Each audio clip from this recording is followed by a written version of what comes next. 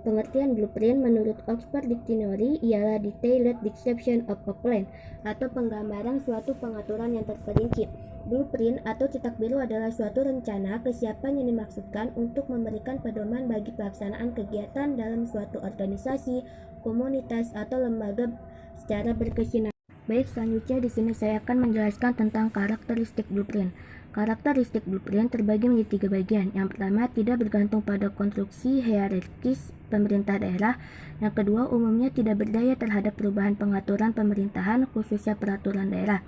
Dan yang ketiga, menawarkan kesempatan kepada pemerintah lingkungan dalam menyesuaikan dan menafsirkan cetak biru sambil menjaga konsistensi kebijakan.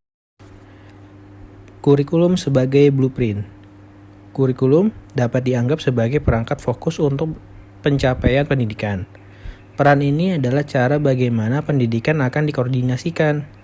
Mokhtar Bukhari tahun 1993 menyatakan bahwa kurikulum adalah blueprint atau cetak biru. Sebagai penggambaran seorang manusia yang diandalkan untuk berkembang setelah melalui instruksi, pengajaran, dan persiapan langkah-langkah yang tercantum dalam kurikulum. Yang berikutnya adalah langkah-langkah menyusun blueprint. Yang pertama adalah mengidentifikasi kompetensi dasar setiap kelas. Yang kedua, menentukan lingkup materi. Yang ketiga, menentukan level kognitif. Yang keempat, menyusun kisi-kisi soal. Yang kelima, menyusun instruksi soal. Yang keenam, menganalisis butiran pada kartu soal. Fungsi blueprint. Kurikulum blueprint pendidikan berfungsi untuk menggabungkan atau mengkolaborasikan tujuan pendidikan yang sudah ada di Indonesia.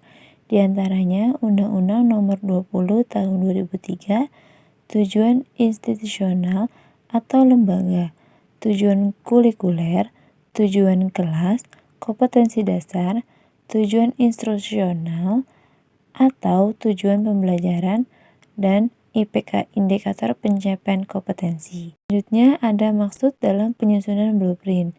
Yang pertama, sebagai landasan hukum untuk pendayagunaan, pemanfaatan, dan pengalokasian sumber daya secara efektif dan efisien dalam pencapaian tujuan.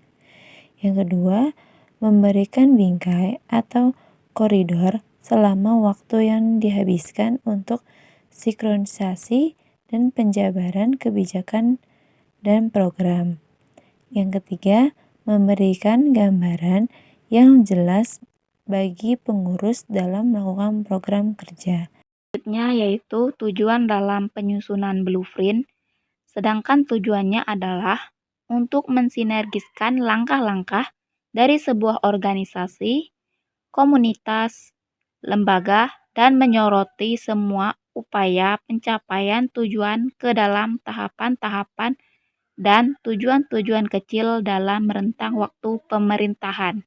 Kesimpulannya itu, blueprint atau cetak biru adalah suatu rencana, kesiapan yang dimaksudkan untuk memberikan pedoman bagi pelaksanaan kegiatan dalam suatu organisasi, komunitas, atau lembaga secara berkesinambungan.